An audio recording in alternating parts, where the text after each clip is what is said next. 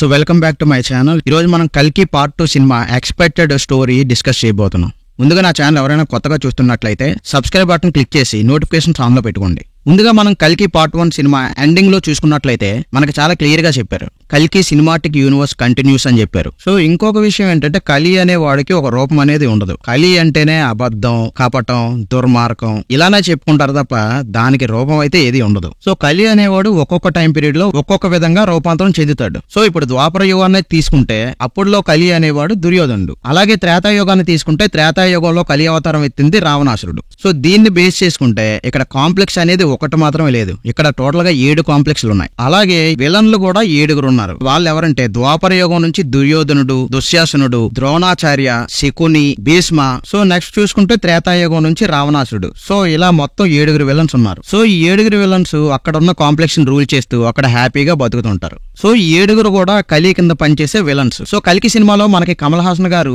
Supreme యాస్కిన్ గా కనిపించారు కదా. సో ఈ సుప్రీం యాస్కిన్ అనేవాడు దుర్యోధనుడి ఇన్కాగ్నేషన్. అంటే దుర్యోధనుడే సుప్రీం యాస్కిన్ గా పునర్జన్మ ఎత్తాడనమాట. సో ఈ జన్మలో పునర్జన్మ ఎత్తిన సుప్రీం యాస్కిన్ ఎయిమ్ ఏంటి? అతను బేసిక్ గా ఒక సైంటిస్ట్. సో ఇక్కడ సుప్రీం యాస్కిన్ ఎయిమ్ ఏంటంటే మహాభారతంలో ఉండే కౌరవ ఆర్మీ ఏదైతే ఉందో దాన్ని తిరిగి తీసుకురావాలని అనుకుంటాడు. అది కూడా ఎలా తీసుకొస్తాడు?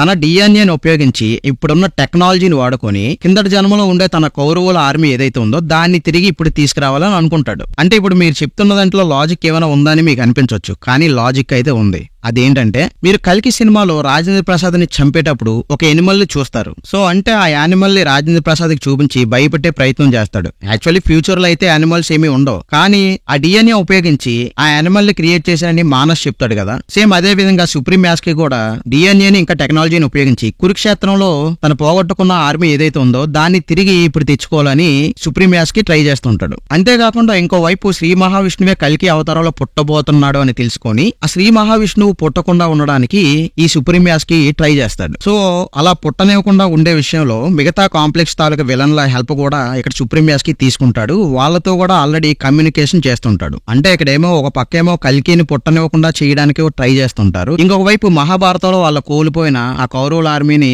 తిరిగి తీసుకురావడానికి కూడా ట్రై చేస్తుంటారు. ఇది టోటల్ గా వాళ్ళ ప్లాన్ అన్నమాట. సేమ్ అలాగే త్రేతాయుగంలో కూడా రాముడు ఇంకా హనుమంతుడి చేతిలో చనిపోయిన తన ఆర్మీ మొత్తాన్ని తిరిగి వెనక్కి తీసుకురావాలని తెగ ట్రై చేస్తుంటాడు. సో మీకు ఆల్రెడీ తెలుసు హనుమంతుడు చిరంజీవి, అతనికి మరణం అనేది లేదు. సో ఇప్పుడు హనుమంతుడు ఇప్పుడు ఆల్రెడీ బతికే ఉండుంటాడు కాబట్టి హనుమంతుడి మీద పగ తీర్చుకోవాలని కూడా రావణాసుడు చూస్తుంటాడు. ఇక్కడ రావణాసుడు అంటే యాషీస్ గా రావణాసుడు అని కాదు, అతని పునర్జన్మ క్యారెక్టర్ ఏదైతే ఉందో ఆ కాంప్లెక్స్ హెడ్, అంటే ఏదో ఒక కాంప్లెక్స్ కి హెడ్. సో ఆ కాంప్లెక్స్ హెడ్ హనుమంతుని మీద పగ తీర్చుకోవాలని చూస్తాడు. సో ఇంకో పక్క భైరవ ఇంకా అశ్వత్థామ వీళ్ళిద్దరూ కలిసిపోతారు. ఇంకో పక్క సుప్రీం యాస్ కి ఇంకా రావణాసుడు వాళ్ళ ఆర్మీస్ ని తిరిగి తెచ్చుకునే ప్రయత్నంలో ఉంటారు. సో నెక్స్ట్ ఏం జరుగుద్ది? భైరవ ఇంకా ఫుల్ ఫ్లెడ్జ్డ్ గా కర్ణుడిగా మారిపోతాడు. తన గురించి తాను తెలుసుకొని ధర్మం గురించి ఫైట్ చేస్తుంటాడు. సో ఇక్కడ అశ్వత్థామ ఇంకా కర్ణుడు వీళ్ళిద్దరూ పని ఏంటంటే మిగిలిన ఇమ్మోర్టల్స్ ఎవరైతే ఉన్నారో వాళ్ళు కలుసుకొని వాళ్ళని హెల్ప్ చేయమని అడగడం. ఆ మిగిలిన ఇమ్మోర్టల్స్ ఎవరంటే పరశురాముడు, ఆంజనేయుడు ఇంకా ఇతరత్ర ఎవరైతే చిరంజీవులు ఉన్నారో వాళ్ళు. సో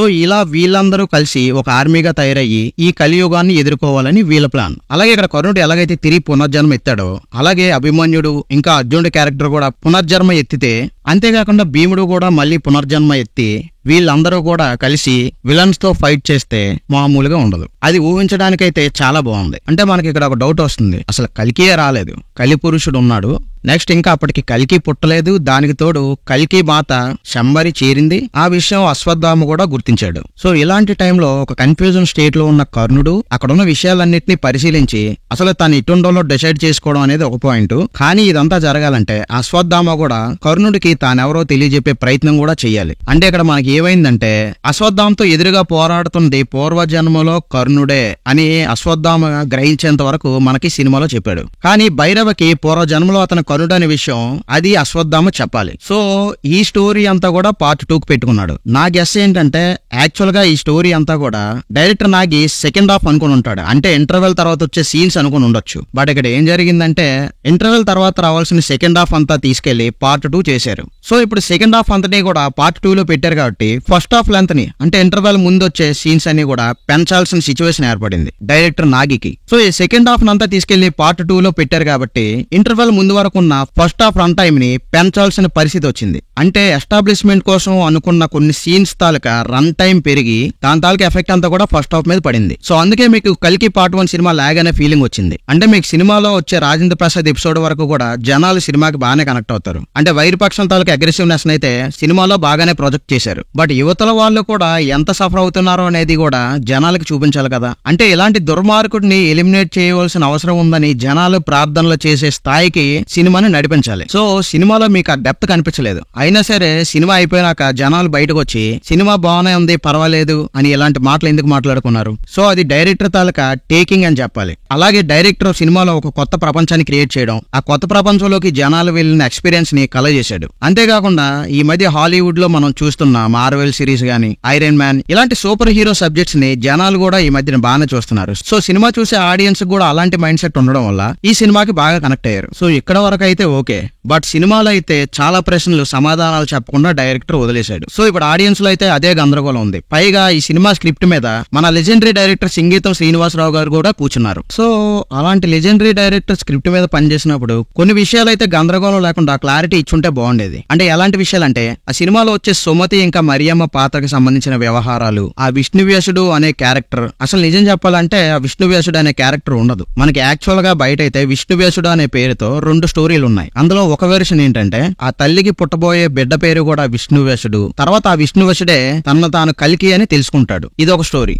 సో ఇలా 1-2 స్టోరీలు ఉన్నాయి కాబట్టి ఇలాంటి కన్ఫ్యూజన్ లోకి మనం ఎందుకు వెళ్దాం అని డైరెక్టర్ అనుకున్నారా అనేది ఒక పాయింట్. సో ఇలా కల్కి అవతారానికి సంబంధించిన ప్రాతిపదిక ఏదైతే డైరెక్టర్ నాగశ్విని సినిమాలో పెట్టాడో దీనివల్ల ఏమైనా హైందవ సంఘాల నుంచి వ్యతిరేకత ఏమైనా వస్తుందా అనేది ఒక పాయింట్. సో నిజానికి ఇలాంటి కైండ్ ఆఫ్ పరిస్థితి మనకు ఆదిపురుష్ టైంలో కూడా వచ్చింది. బట్ నాగశ్విని తెలివిగా ఈ సినిమాలో ఏం చేశాడంటే ఇది పురాణం అని చెప్పలేదు, బట్ పురాణం అని చెప్పకుండానే పురాణం తీశాడు.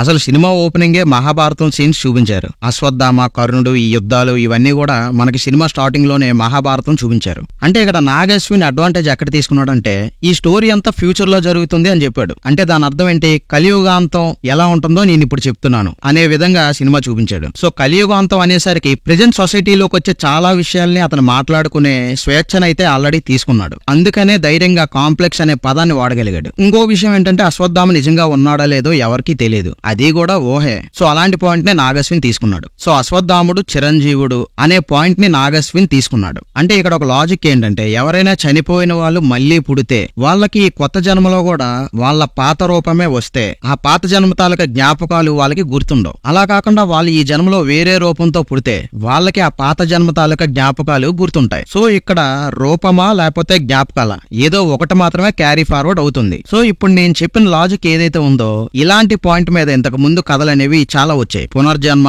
మళ్లీ పుట్టడం ఇలాంటి సినిమాలు. సో ఇక్కడ నాగశ్విన్ ఏం చేశారంటే నాగశ్విన్ కూడా ఇలాంటి పాయింట్ ఒకటి పట్టుకున్నారు. సో అదే పాయింట్ బేస్ చేసుకుని ఇక్కడ నాగశ్విన్ ఏం చేశారంటే భవిష్యత్ ప్రపంచం ఎలా ఉండబోతుంది అనేది చెప్తున్నాడు కాబట్టి కాంప్లెక్స్ అనే ఒక దానిని క్రియేట్ చేశాడు. ఇంకొక విషయం ఏంటంటే ఈ కాంప్లెక్స్ అనే ఐడియా కూడా హాలీవుడ్ నుండి అడాప్ట్ చేసుకున్నదే. మనకి మార్వెల్ సిరీస్ లోను వీటిలోనూ కూడా మనకి ఇలాంటి కాంప్లెక్స్ అనేది కనిపిస్తుంది. నిజానికి ఇండియన్ మైథాలజీ నుంచే హాలీవుడ్ వాళ్ళు ఇన్స్పైర్ అవుతారు. సో డైరెక్టర్లు ఇలాంటివి ఎందుకు క్రియేట్ చేస్తున్నారంటే థియేట్రికల్ ఎక్స్పీరియన్స్ కలిగించకపోతే జనాలు థియేటర్కి రారేమో అని వాళ్ళకు ఒక అనుమానం. ఈ గ్యాప్ లో దీపికా పదుకునేకి కల్కి కూడా పుడతాడు. పుట్టి పెరిగి పెద్ద అవుతాడు. సో పెరిగి పెద్ద అయినాక అసలు తను ఎందుకు పుట్టాడో తెలుసుకొని తర్వాత అతనికి మహావిష్ణువు తాలూకా పవర్స్ కూడా వస్తాయి. సో ఇక్కడ అశ్వత్థాముడు ఇంకా కర్ణుడు కలిసి మిగిలిన 7 చిరంజీవులు ఎవరైతే ఉన్నారో వాళ్ళు కలుసుకొని వాళ్ళకి ఈ కలి గురించి చెప్తారు. కలి గురించి చెప్పి వీళ్ళు అక్కడున్న 7 విలన్స్ ఎవరైతే ఉన్నారో వాళ్ళతో ఫైట్ చేస్తారు. మేబీ కల్కి పార్ట్ 2 సినిమా ఈ విధంగా ఎండ్ చేయొచ్చు. ఈ వీడియో నచ్చితే లైక్ చేసి మన ఛానల్ సబ్స్క్రైబ్ చేయండి.